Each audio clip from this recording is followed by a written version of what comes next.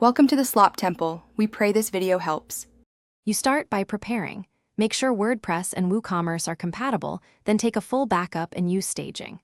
Once done, decide which approach fits your goal. Hide the shop page via settings, set a redirect, or disable the shop endpoint entirely. Now go to Woocommerce settings products to check the shop page assignment. If it's set, unassign or switch to a blank page. Make sure to document this change so you can reverse it if needed. Next, perform the chosen action. If hiding, unassign the shop page in Woocommerce settings and set a static page or leave blank. This prevents direct listing. If redirecting, install a redirect plugin or add a 301 rule in htaccess to send /shop traffic elsewhere.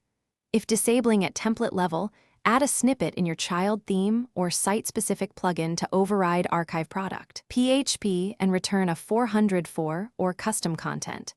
Make sure to clear cache and test both logged in and logged out states. Finally, complete cleanup and verification.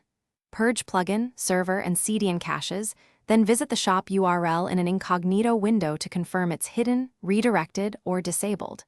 Update your sitemap, and if needed, mark the page noindex to avoid search indexing.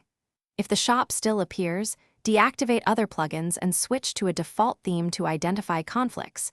Make sure to re-enable components one at a time. If you still see problems, restore the staging backup and reapply changes incrementally to isolate the issue. Thanks for watching. Consider subscribing if we helped you.